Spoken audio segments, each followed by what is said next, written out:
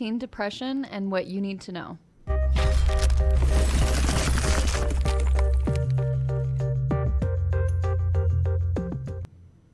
Welcome back, everybody, to Operation Let's Get Educated. I'm Elise. I'm Dawny. And we are going to be discussing another important topic today, which is teen depression.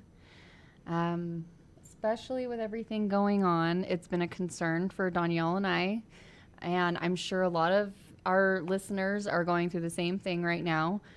We have kids at home, kids not with their friends, kids not in sports, not in school. I mean, I could go on and on and on. And so when we think about depression, I mean, isn't that an automatic? Well, one of the first things is isolation. And with this pandemic going on, it has isolated not only our teens, us as well, but Right. our teens who are going through some of their biggest life changes are also experiencing this intense isolation, which is really, really hard. It is. And can be traumatizing in some ways. And we need to figure out ways that we can help them get through this. Definitely. I think, just, from my own experience, seeing my teen,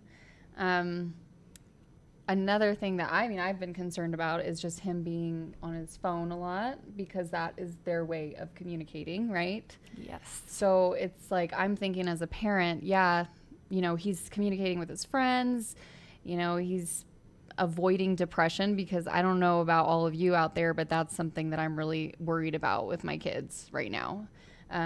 But it's also the fact that it's like, okay, well, they're talking to their friends, but they're on electronics all day, which can also be an impact on depression. Exactly. And it's hard to know what those signs and symptoms are. So, producer, you pull up number select. Okay. All right. So some of the teen depression symptoms are, we've got a pretty large list here. I would say one of the first most noticeable ones would be feelings of sadness. We know that teenagers go through a lot. Mm-hmm. They have a lot of hormonal changes, which can create some confusion as to what can actually be depression and what's just happening in their bodies. Right. So some of the things that we need to look out for are like intense sadness, frustration, feelings of anger, feeling hopeless. Mm-hmm. If these are affecting their lives on a daily basis, I think it's pretty safe to say that it's time to have a talk with your kids and just make sure they're doing okay. Yeah, definitely. I think one of them that really, and by the way, guys, we're going to have these visuals up on our Facebook page that we just started. So definitely find us, like our page at Operation Let's Get Educated. But one of these that stood out to me was loss of interest in or conflict with family and friends. And, I remember being like that as a teen, not even talking about our teens, but it's not that long ago. Not that long. Not that long. But yeah, I remember like being a teenager, and that was something that I remember the most. It's like, as soon as you're starting to like get in that dark hole of depression, you kind of separate yourself from your hobbies, from family, from friends. Yeah, for sure. So once again, if you guys want these graphics, they're going to be on our Facebook page. Mr. Producer, can you pull up the next slide? So another one is the behavioral changes. So the first slide was emotional changes. This is behavioral changes. So tiredness and loss of energy. Now, a lot of parents might be like, well, that's just a teenager in general. So this is all based on what you know is normal, right? So, for example, my 15-year-old is tired a lot. And that's a normal thing, right, for teenagers? Yes. Because they're growing. Yeah. I remember sleeping so much when I was like 13, 14. Oh, me too. But there is a point where if you can't get your child out of that funk, so to speak, there could be an issue there. I remember experiencing depression myself when I was a young teenager, and I didn't really know what was going on. And I remember feeling that kind of hopeless feeling, that feeling of not understanding what I was going through. Why didn't I want to get up in the morning? Why didn't I want to go to school? And I was really lucky that my mom really paid attention to those things going on with me and got me some help, which really impacted me in a really good way. But if you aren't looking for these signs, especially right now when kids are not sure who to talk to, they don't really have their friends with them, they don't have people to really bounce these feelings off of, it can be really hard to deal with. And sometimes it's hard to talk to your parents, let's be honest. Right. Yes. So that's something. At that age especially. Yeah, totally.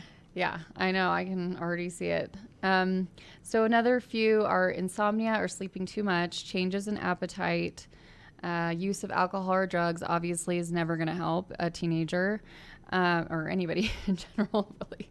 Agitation or restlessness, slowed thinking, frequent complaints of unexplained body aches, poor school performance. Let's talk a little bit about that. I know I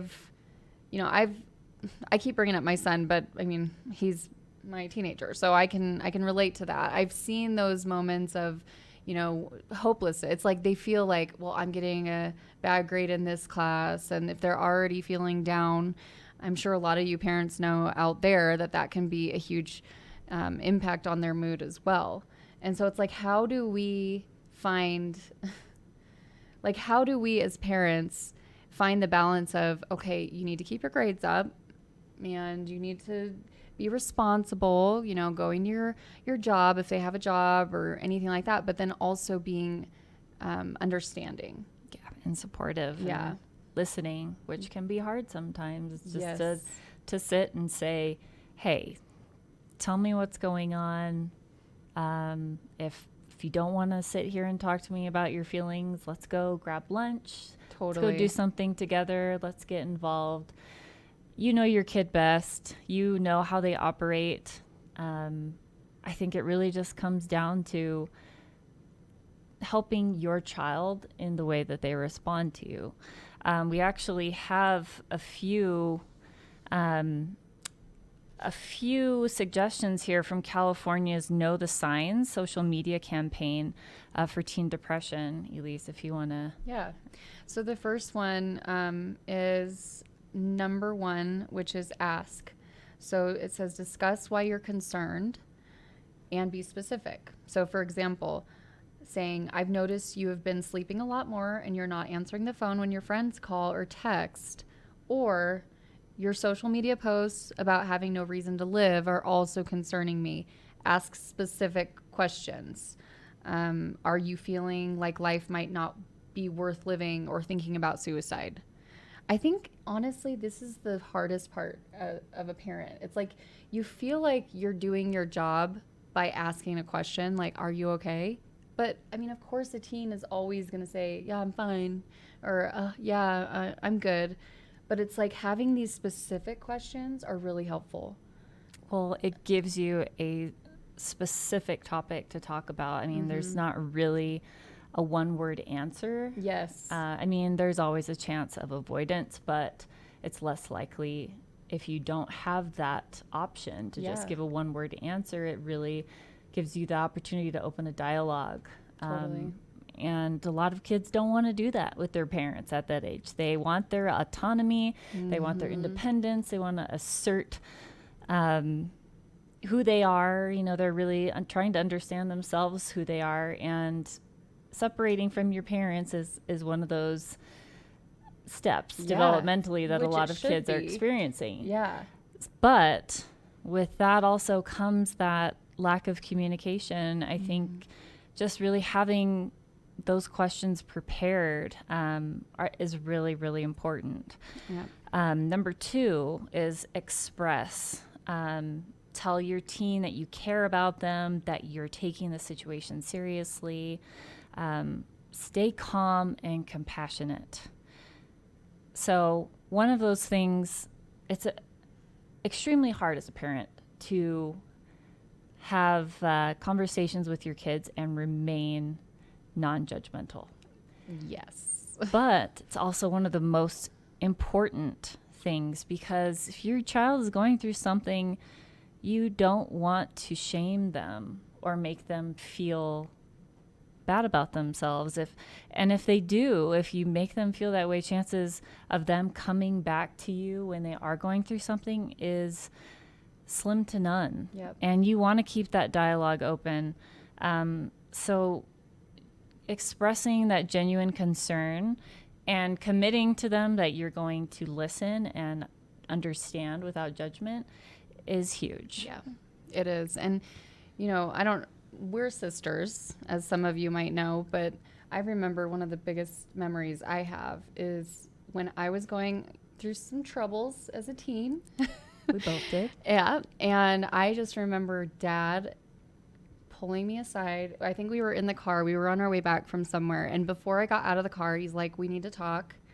And I was like, oh, crap. Like, I totally thought I was getting in trouble and, the worst was going to happen. And I just remember him really asking me how I was doing. Like, how are you feeling lately? What is going on in your head? Do you need to talk to me? Do you need to talk about, I still remember that. It was so powerful. And I think it is powerful to kids because they're used to hearing, you didn't do your dishes, or you're, lacking on your homework, or, everything that a normal parent does. So it's like pulling that child aside and making a point to show them that you're really concerned, and not having the distractions of, other siblings around or work or whatever is huge. Just that one-on-one concern. Yep. So number 3 is going to be reaching out. If you have serious concerns about your teen's immediate safety, obviously you're going to call 911. Take your child to the nearest emergency room. Don't leave your child alone until further help is obtained. So some other resources are also, there's a National Suicide Prevention Lifeline at 1-800-273-8255. And there's also a crisis text line, which I think is great that they have that nowadays. And you can text HOME, HOME, to 741-741. Now, as a parent, obviously, we never want to be put in that situation of thinking that our child could take their own life. Unfortunately, during the pandemic, this has gone up tremendously. Yeah. And so, this is stuff we don't want to talk about it. I mean, I don't want to even imagine my kid taking their own life, any of them. I mean, it would be awful, but at the same time, we do need to have these steps, in our thought process. We need to be talking about it because it's a real thing, and it's even more now. I mean, teens in general can be having depression, but during this time when they can't be around their friends, life is insane. I mean, nobody knows what's going on.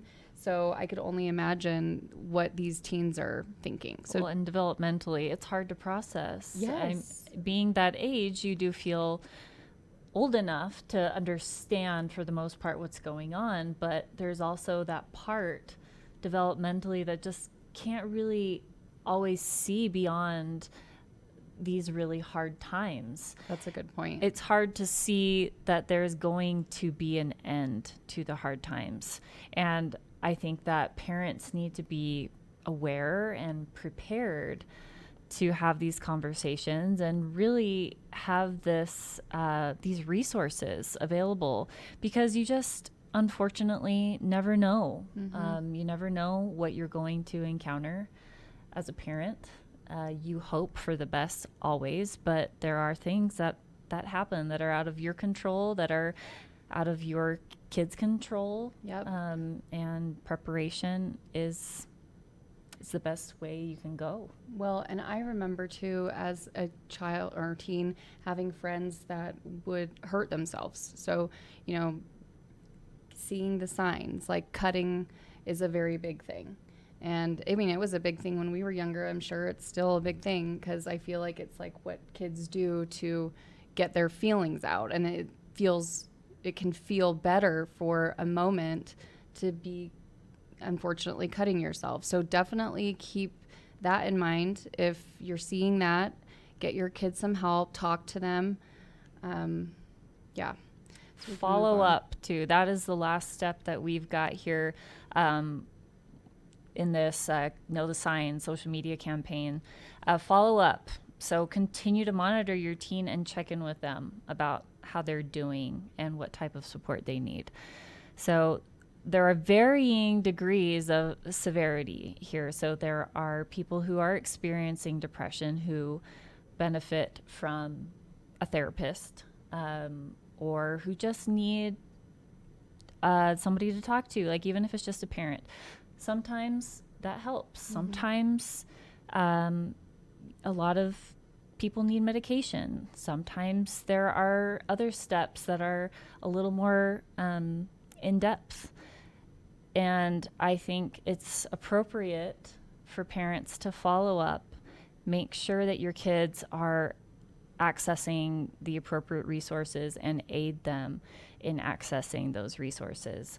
I know when I was a teen, I had depression and anxiety that wasn't resolved with just speaking to a counselor. I ended up taking medication for a good period of time when I was in high school. And it was one of the best things I did because it really, really helped me with a lot of different issues. And I think it can be a good option for kids if it comes to that.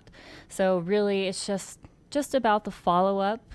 Really pay attention. Give your kids those resources. Give yourself those resources. Yes. It can be overwhelming. Oh, yeah, it definitely can. For sure. Josh, if you want to pull up the next slide. So going off of that, what's normal and what's not? It can be really hard as a parent to not know whether it's normal teenage stuff going on or actual depression. So talk with your teen. Try to determine whether he or she seems capable of managing challenging feelings or if life seems overwhelming. Next slide, please. So how to help your teen's spirits up, or I didn't say that right. You know what I mean. So how to help things get better. Stay in touch with family and friends. I know that's big. Get together, obviously, within the guidelines. And right now, a lot of that's going to be Zoom, FaceTime, calls, keeping in touch, but really it still helps. Yeah, it comes down to social interaction. Yeah. Give yourself time to adjust to major life challenges and changes. This includes not only obvious negative events like the death of your spouse or friend, but also positive events like moving or retiring. So right now, I mean, there's not a lot we can do, right, as families, but I know in our house, we've started to do like a date night every 2 weeks. So my husband and I will switch off between our kids and we go do one fun thing with that one child. Oh, that's fun. And that, I swear, I don't know, it's helped a lot. It's helped a lot with their, mental state. It's helped with ours because we know what's going on in our kids' lives and in their minds, and it gives us time to talk. And it's important to have that one-on-one time. Yeah, for sure. To really understand what each person is going through. Yep. And just keep that dialogue open. Yeah. So can we get the next slide, please? So lastly, just, like we were talking about, we need to be supportive. Work on strengthening your relationship. It's so important.